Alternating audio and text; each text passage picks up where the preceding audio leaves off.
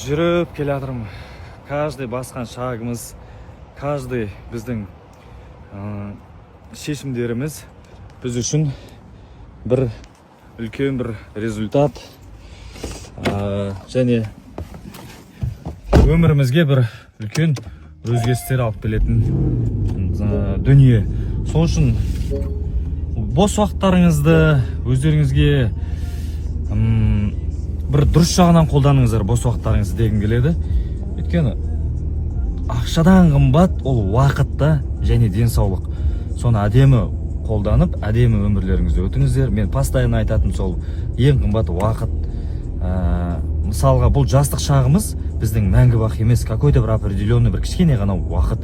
Сол уақытта әдемі өмір сүріп кету керек. Жастық шақ деген менің ойымша бір 25-тен кейін, 25-ке дейін сол оқып, біліп, анау мынау деген шаруаларыңызды бітіресіздер. Одан кейін ары қарай сіздің өзіңізге бөлген өміріңіз басталу керек. Сол периодты өткізіп алмаңыздаршы дегім келеді. Көп қазақ бауырларыма, қарындастарыма, жалпы өзімнің осы жерлестеріме.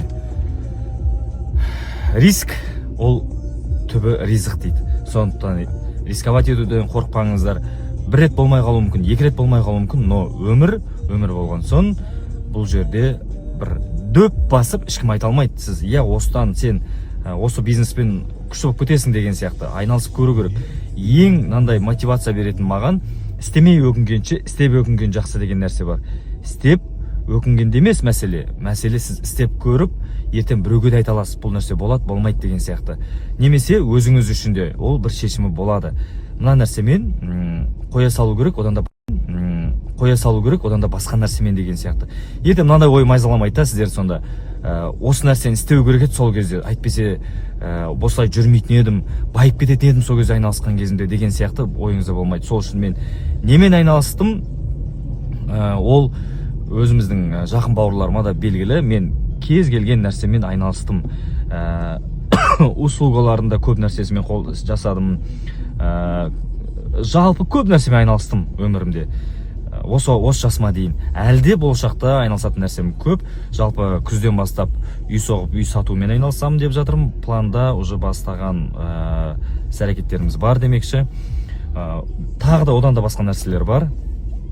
Сол үшін сторитерімді қарап отырсаңыздар, жалпы бәрі уақытша. Ешкімге ерексіп, төбелесіп, жалынып, жалбарынып, быт болып өмір сүрудің қажеті жоқ. Тек өздеріңіздің уақыттарыңызды бағалаңыздаршы дегім келеді.